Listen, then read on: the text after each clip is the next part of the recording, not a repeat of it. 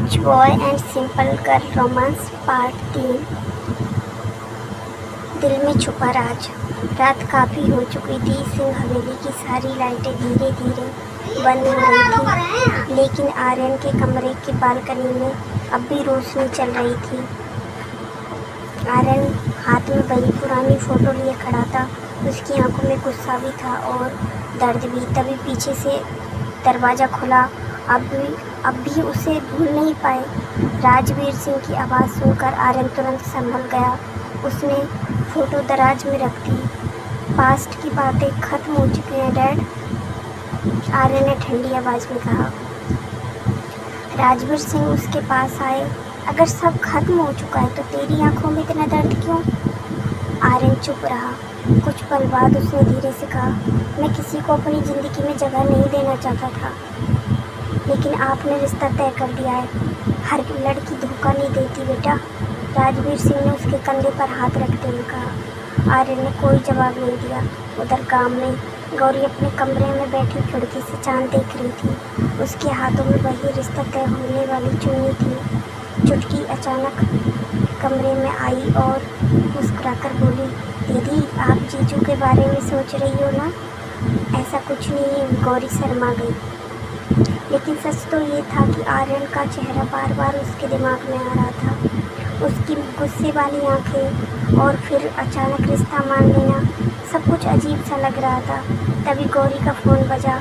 Unknown number. उसने धीरे से कॉल उठाई। हेलो। दूसरी तरफ कुछ पल तक खामोशी रही। फिर एक भारी आवाज़ आई, इस शादी से दूर रहो वरना बहुत पछताओगी। गौरी डर गई। कौन बोल रहा है? लेकिन कॉल कट चुकी थी। उसके हाथ कांपने लगे। उधर उसी समय जयपुर में आर्यन अपनी कमरे की खिड़की से बाहर देख रहा था। तभी उसके फ़ोन पर मैसेज आया, अगर गौरी को सच पता चला तो सब खत्म हो जाएगा।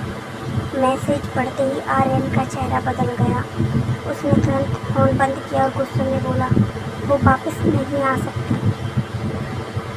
अगली सुबह गौरी के गांव के घर एक लड़की पहुंची। उसने काले चश्मे पहने हुए थे और चेहरे पर अजीब सी मुस्कान थी।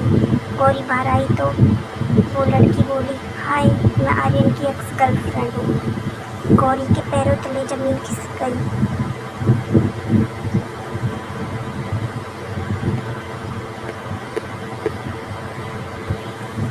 Rich boy and simple girl romance part 4।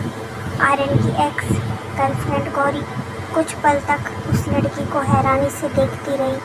उस लड़की ने धीरे से अपने चश्मे उतारे और उसके चेहरे पर आत्मविश्वास और आंखों में अजीब सी मुस्कान थी। मैं सान्या मल्होत्रा हूँ, आर्यन की एक्स गर्लफ्रेंड। गौरी के हाथ ठंडे पड़ गए। जी?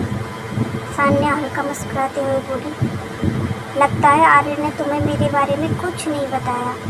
इतने में गौरी की माँ बाहर आ गई। बेटा आप कौन? जयपुर से आई हूँ, आर्यन को बहुत अच्छे से जानती हूँ। सान्या की बात सुनकर गौरी के मन में बेचैनी बढ़ने लगी। कुछ देर बाद गौरी सान्या को अपने कमरे में ले गई। कमरे का दरवाज़ा बंद होते ही सान्या सीधे बोली, तुम्हें पता है कि तुम किससे शादी कर रही हो? मतलब? सान्या की आंखें अचानक गंभीर हो गई। आर्यन कभी किसी से प्यार नहीं कर सकता। गौरी चुप रही। उसने मुझे भी छोड़ दिया था बिना किसी वजह के, लेकिन रिश्ता तो उनके परिवार ने तय किया है।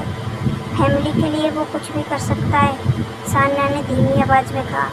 फिर उसने अपने बैग से एक पुरानी फ़ोटो निकाली और उस फोटो में आर्यन और सान्या बेहद करीब खड़े थे और दोनों मुस्कुरा रहे थे। गौरी का दिल अजीब तरीके से धड़कने लगा।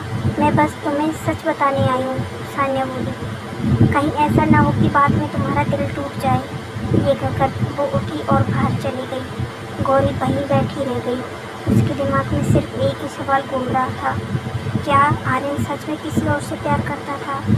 उधर जयपुर में आर्यन को जैसे ही पता चला कि सान्या गाँव गई है, उसका गुस्सा फूट पड़ा। उसने तुरंत उसे कॉल किया। तुम्हारी हिम्मत कैसे हुई गौरी से मिलने की? सान्या हल्का हंस पड़ी। क्यों डर गए कि कहीं उसे तुम्हारा सच न पता चल जाए? पास्ट खत्म हो चुका है सान्या, लेकिन तुम्हारा डर अभी भी खत्म नहीं हुआ आर्यन। आर्यन ने गुस्से में फ़ोन काट दिया। उसकी मुट्ठियाँ कस चुकी थी। तभी पीछे से सावित्री देवी की आवाज़ आई, क्या हुआ बेटा?